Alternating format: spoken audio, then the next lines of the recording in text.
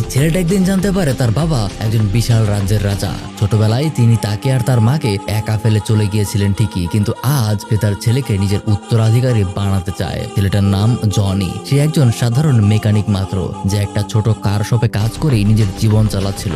Johnny কখনোই বিয়ে বা কমিটমেন্টে বিশ্বাস করে না, যার কারণে তার গার্লফ্রেন্ডও তাকে ছেড়ে চলে গিয়েছে। আসলে ছোটবেলা থেকেই বাবাকে ছাড়া বড় হওয়ায় তার মনে একটা ভয় কাজ করে। সে ভাবে তার বাবাও একদিন তাকে ছেড়ে যেভাবে চলে গিয়েছিল সেও একদিন হয়তো তাই করবে। এই কারণে সে নিজের দায়িত্ব নিতে চায় না। কিন্তু তার গার্লফ্রেন্ড বেদ অনেকদিন অপেক্ষা করার পর ক্লান্ত হয়ে পড়ে, তাই সে জনিকে ছেড়ে দেয়। এতে জনি ভীষণ কষ্ট পেলেও সিদ্ধান্ত নেয় যে সে শুধুমাত্র তার মায়ের যত্ন নেবে আর নিজের মতো করেই সুখ খুঁজে নেবে। এরপর একদিন রাতে বন্ধুদের সাথে সময় কাটাতে গিয়ে জনি গান গাইতে শুরু করে।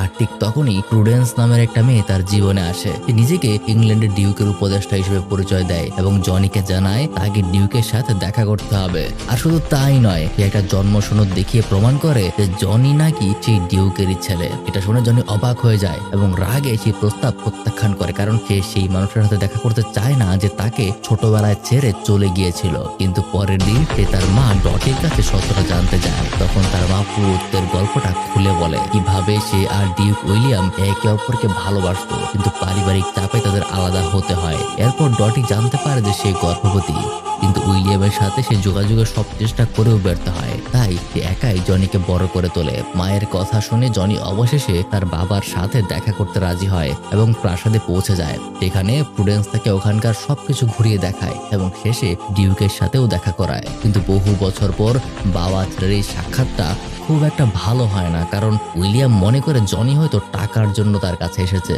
আর এই কথাটা শুনে জনি খুবই আঘাত পায়। তাই সে রাগ করে চলে যেতে চাইলেও প্রুডেন্স তাকে বোঝায় যে সে একজন রাজ পরিবারের উত্তরাধিকারী, কিন্তু তবুও জনি থাকতে চায় না। তখন প্রুডেন্স একটা খেলায় তাকে চ্যালেঞ্জ দেয়, আর যদি হেরে যায় তাহলে সে তার কথা শুনবে। আসলেও জনি হেরে যায়, যার কারণে বাধ্য হয়ে তাকে এক সপ্তাহ প্রাসাদে থাকতে রাজি হয়।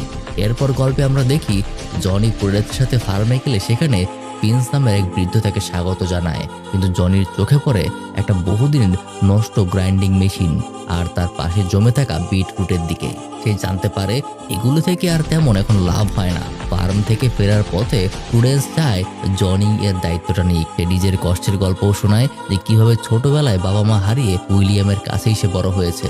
তাই সে চায় একজন যোগ্য মানুষ এই জায়গাটা পাক। এরপর প্রাসাদে অতিথিরা আসতে শুরু করে, আর এলেস্টার বারবার জনিকে অপমান করার চেষ্টা করে, কিন্তু জনি তার সহজ স্বভাব আর আত্মবিশ্বাস দিয়ে সবাইকে অবাক করে দেয়।